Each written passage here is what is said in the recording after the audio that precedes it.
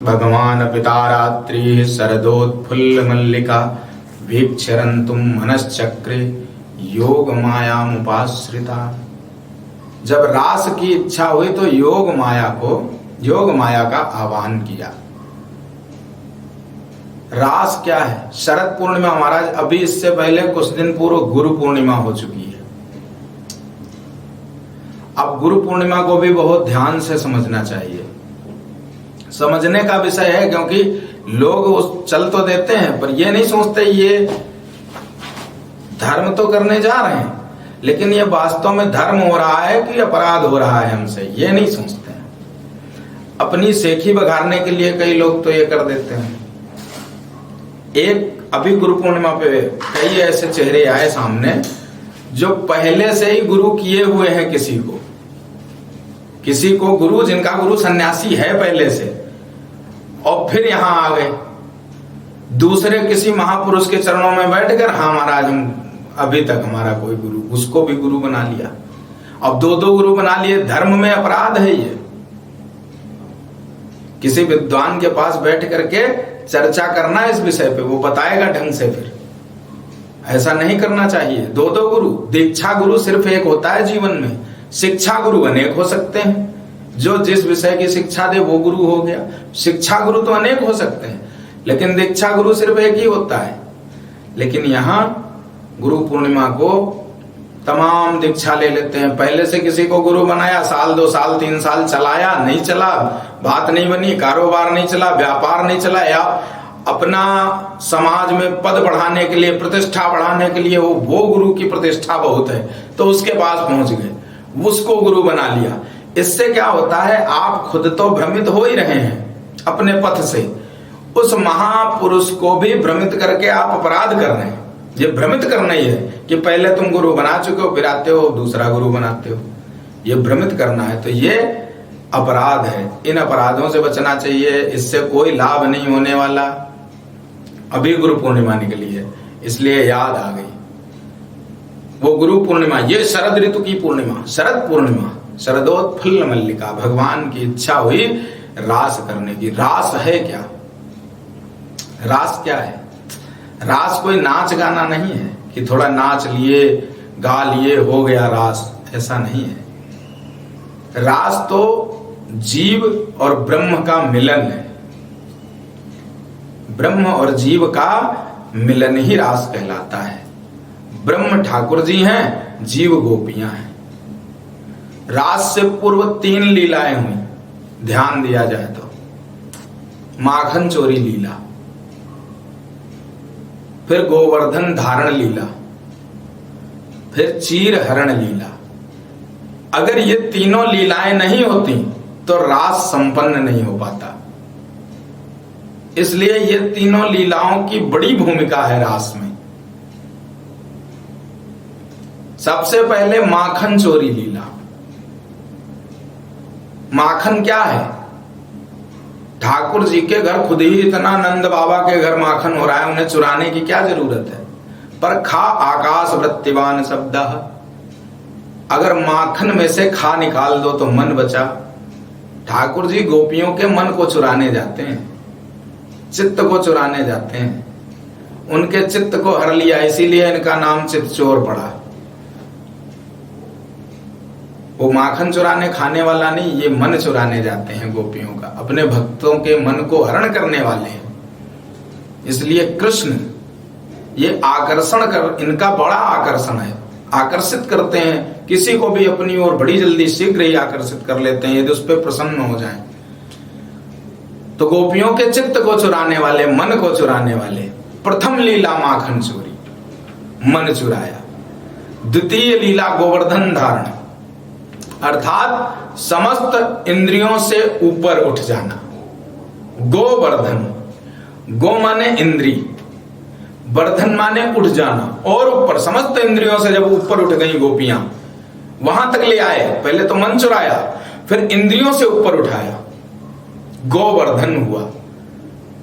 फिर भी थोड़ा कहीं न कहीं पात्र में कुछ खट्टापन दिखा तो चीर हरण लीला करी। जब गोपियां बोली मैं तो निर्वस्त्र हूं, बाहर कैसे आऊं, तो ठाकुर जी कहते हैं जरा ध्यान से देखो तुम अपने आप को और फिर हमको भी, क्या तुम निर्वस्त्र हो? तब उन्होंने देखा हम किससे बात कर रहे हैं? ब्रह्म से, जिसकी दृष्टि में हम हजारों वस्त्र पहन लें तो भी निर्वस्त्र हैं, और बिल्कुल निर्वस्त्र खड़े हो तो भी तमाम वस्त्र पहने हुए हैं। इसलिए यहां पर उनके मन में ये जो संदेह था इसको नष्ट किया है ठाकुर जी ने। जब बिल्कुल पात्र साफ सुथरा हो गया, दूध भरने लायक हो गया, तब रास आरंभ हुआ। तो योग माया मुपाश्रिता, योग माया का आवाहन किया है, आश्रय लिया है। मुपाश्रिता, योग माया का आश्रय लिया है। योग माया का आश्रय ठाकुर जी कई बार ले रहे हैं। ब्रजमंडल में आए तो जन्मते ही पहले तो आश्रय लिया कंस के कारागार में ही, नंद बाबा के यहां रख के आए, ठाकुर जी को वहां सुलाया और वहां से कन्या को लेकर के आए वसुदेव जी। योग माया वो आकाश में चली गई। उसने कंस को बताया हां ब्रज में जन्म ले चुका है। फिर रास के समय में आगे एक जगह और, रास के समय में, और जब रुक्मिणी हरण वहां भी, तो रास के समय योग माया मुपाश्रिता, योग माया का आश्रय लिया है। इस वन को जरा सुंदर सा सजा दो। तो योग माया ने प्रकट होकर के उस वन को स्वयं श्री योग माया ने सजाया है, जिस वन में अभी रास होना है। तो जिसका सौंदर्यीकरण स्वयं योग माया ने किया हो, जिसको स्वयं योग माया ने सजाया हो, उसकी सुंदरता का वर्णन भी किया जा सकता है क्या?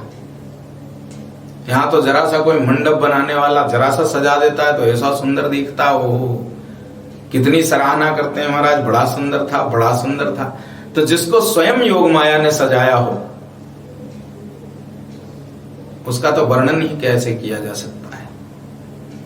ठाकुर जी ने योग माया का आश्रय लेकर के सुंदर वन को सजाया योग माया ने, और फिर ठाकुर जी ने खड़े होकर के कहा, चरण पहाड़ी पे। चरण पहाड़ी कहां है? बरसाने में, बरसाने से और थोड़ा पहले चरण पहाड़ी है। राधा कृष्ण के चरणों के दर्शन वहां होते हैं। उस चरण पहाड़ी पे खड़े होकर के ठाकुर जी ने सुंदर बंसी निनाद किया। बंसी बजाई तो बंसी में किसको पुकारा कि हे राधे वृषभानु भूप तनये, हे पूर्ण चंद्रानने, हे कांते कमनीय कोकिल रवे वृंदावनाधीश्वरी। श्री राधा रानी को पुकारा क्योंकि रास की अधिष्ठात्री श्री राधा रानी है। तो सर्वप्रथम श्री राधा रानी को पुकारा, हे राधे वृषभानु भूप तनये, हे वृषभानु, राजा वृषभानु की कन्या तनुजा श्री राधा रानी, हम आपको पुकारते हैं, आप हमारे रास में पधारो। हे पूर्ण चंद्रानने, ये सबसे विलक्षण बात कही, हे पूर्ण चंद्रानने, कि जिनका मुखमंडल बिल्कुल चंद्रमा के समान है। और चंद्रमा भी कौन सा? पूर्णिमा का चंद्रमा।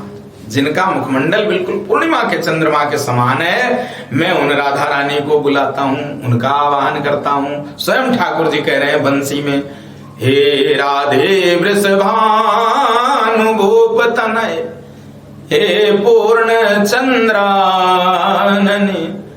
हे कांते कमनीय कोकिल रवे वृंदावनाधीश्वरी। वृंदावन की जो अधिष्ठात्री है, वृषभान, राजा वृषभानु जी की जो कन्या है, मैं उन श्री राधा रानी को बुलाता हूं। ठाकुर जी ने श्री राधा रानी को बुलाया पहले श्लोक में, हे मत प्राण परायणे च सुभगे, हे सर्वयूथेश्वरी।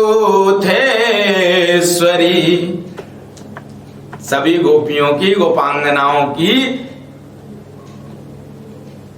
जो सभी तमाम गोपांगनाओं द्वारा जो सेवित हैं, श्री राधा रानी सर्वयूथेश्वरी, हे कांते कमनीय कोकिल रवे, जो कोयल की तरह बोलती हैं, बड़ी सराहना करते हुए। पर सबसे बड़ी बात जो कही, हे पूर्ण चंद्रान ने, जिनका मुखमंडल श्री पूर्णिमा के चंद्रमा की तरह है। पर राधा रानी ने सोचा अगर एक बार में बुलाने में चली गई तो फिर वो मान नहीं मिलेगा, इसलिए ठाकुर जी ने देखा बहुत देर हो गई अभी तो आई नहीं, तो दूसरा श्लोक फिर बंसी में बजाया, फिर पुकारा कि हे राधे वृषभानु गोपतनये गांधर्व के मोहनी। हे राधे रानी, जिनका इतना सुंदर स्वरूप है। जानते हो इस दुनिया में सबसे ज्यादा सुंदर कौन है? गंधर्व। गंधर्वों से ज्यादा सुंदर कोई नहीं होता। तो ठाकुर जी ने क्या कहा? हे राधे वृषभानु भूपतनये गांधर्व के मोहनी। गंधर्वों के रूप को भी जो मोहित करने वाली हैं, जिनको देखकर स्वयं गंधर्व भी मोहित होते हैं, मैं उन राधा रानी का आवाहन करता हूं। दूसरे श्लोक में बंसी पे ही, अभी चरण पहाड़ी पे ही खड़े हैं। रास की भूमिका ही महाराज इतनी लंबी चौड़ी है, क्योंकि रास कोई एक रात में थोड़ी ना हुआ है। इसका नाम है षटमासिकी। रास 6 महीने में हो, पूरी दिन रात। वहां दिन हुआ ही नहीं, पूरी रात ही रात चल रही है। 6 महीने तक निरंतर रास चल रहा है और रात ही चल रही है। जैसे आपने श्री रामचरितमानस में पढ़ा होगा या सुना होगा कि मास दिवस कर दिवस भा मरम न जाना कोई। जब ठाकुर जी का श्री राम जी पधारे अयोध्या में, जब उनका जन्म हुआ, तो मास दिवस कर दिवस भा, इतनी बधाइयां बज रही हैं, ऐसे मंगल गीत गाए जा रहे हैं महाराज। मास दिवस कर दिवस भा, 1 महीने का 1 दिन हो गया, क्योंकि सूर्य नारायण हटे ही नहीं, वो खुद ही दर्शन करते रहे। तो 1 महीने का 1 दिन हो गया। ऐसे ही यहां 6 महीने की रात्रि हो गई। और ये रात्रि ये प्रकृति की रात्रि नहीं है, ये चंद्रमा इस प्रकृति का चंद्रमा नहीं है। ये सब बहुत आगे इसका वर्णन आएगा। तो ठाकुर जी ने दूसरे श्लोक में फिर राधा रानी को बुलाया, गांधर्व के मोहिनी, गंधर्वों को भी मोहित करने वाली। हे राधे, हे वृषभानु, राजा वृषभानु की कन्या, हे राजा वृषभानु की तनुजा श्री राधा रानी, मैं आपको आवाहन करता हूं। आवाहन किया है ठाकुर जी ने। दूसरे श्लोक में राधा रानी फिर पधारी धीरे धीरे चरण पहाड़ी की ओर। राधा रानी बरसाने से चली। बोल बांके बिहारी लाल की जय। श्री अरदास।